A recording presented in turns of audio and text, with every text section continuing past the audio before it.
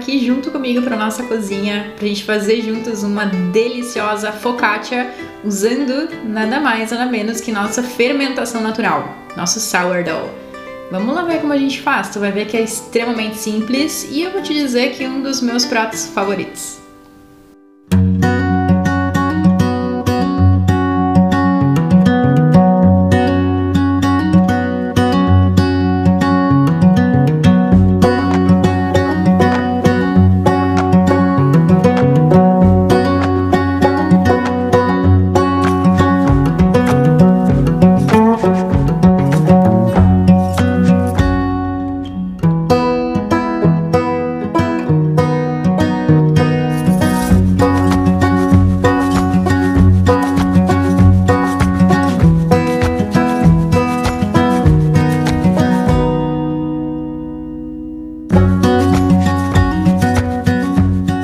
Apesar da gente usar o fermento natural aqui, o que a gente chama de descarte do fermento natural, a gente vai precisar colocar um pouco de fermento de pão, fermento seco, porque o nosso fermento aqui, o descarte da nossa fermentação natural, ele não está ativo. Eu guardei ele na geladeira, porque eu vou te mostrar logo mais como que a gente faz para alimentar, como a gente chama, o nosso fermento natural, o nosso sourdough. Então esse basicamente é o ponto. A gente precisa igual colocar o fermento seco aqui. E aqui abaixo na descrição eu também vou deixar para ti uma receita sem utilizar o descarte do fermento natural.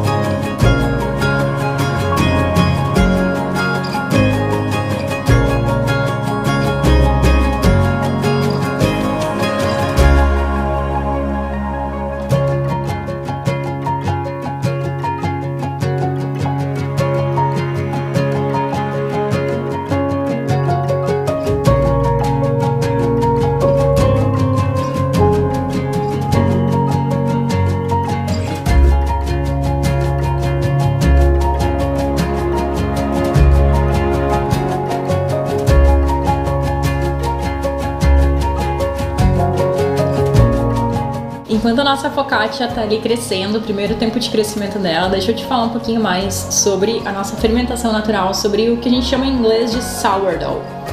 Esse sourdough aqui, esse fermento, essa fermentação natural, ela nada mais é que bactérias que fazem com que os nossos pães, bolos, tudo que a gente quiser colocar o fermento, cresça. Além de tudo isso, além de ter esse uso culinário, o mais interessante é que esse é um alimento fermentado, então essas bactérias elas crescem porque elas passam por um processo de fermentação.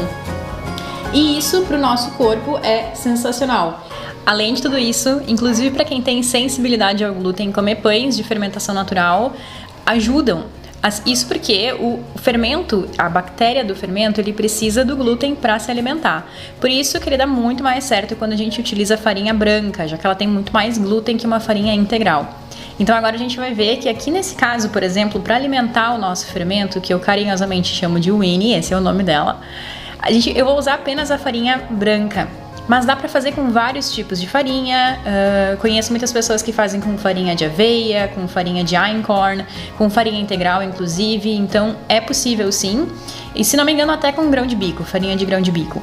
O processo da fermentação é o que faz com que essas bactérias elas comecem a se procriar, a se criar dentro dessa nossa mistura.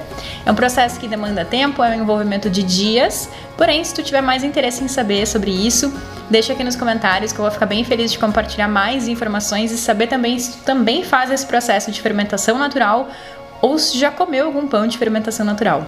Eu espero que com esse vídeo, com esse momento agora, eu consiga talvez te inspirar a começar a tua própria fermentação natural. Tu vai ver que é algo sensacional e tu vai cair de amores por esse processo.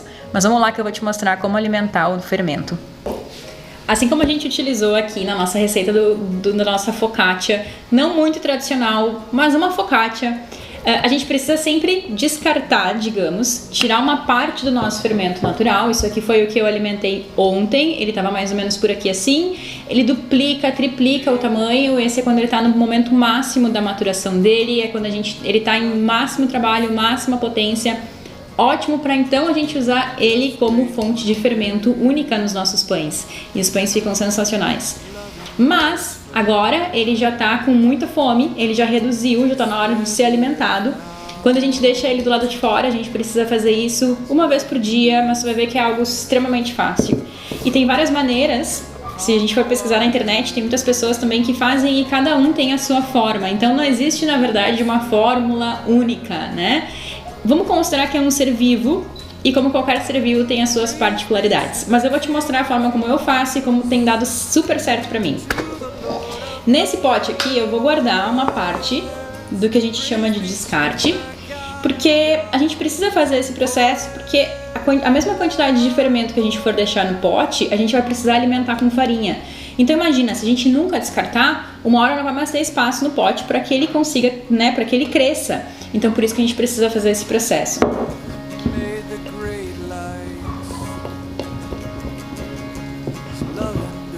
Ele fica uma consistência como se fosse de uma massa de panqueca.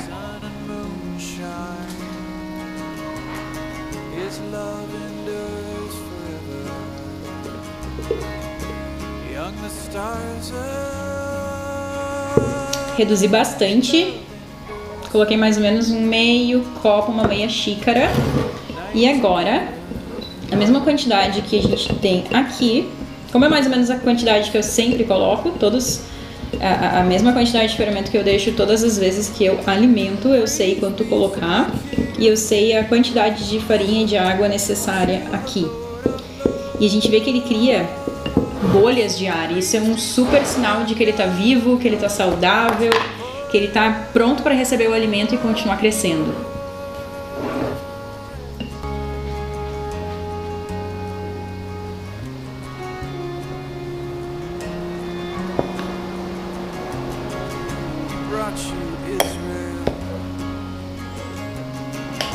Até pela quantidade de farinha que a gente coloca, já é um motivo para que a gente aproveite o que a gente descarta, né? Às vezes é só um pouco complicado de conseguir aproveitar tudo. Mas, no próximo conteúdo talvez eu possa falar um pouco mais sobre como eu mantenho esse fermento, um fermento de fermentação natural, o sourdough. E uma técnica que eu aprendi para que quando eu não for usar o fermento, eu posso guardar ele na geladeira e fica tudo bem. Agora, o próximo passo é a gente hidratar ele novamente e a gente vai colocar um pouquinho mais de água. E uma coisa muito interessante em relação à água, ela sempre tem que ser água filtrada, ela não pode ser água com cloro ou com qualquer outro tipo de tratamento, porque isso pode matar as nossas bactérias boas aqui do nosso fermento.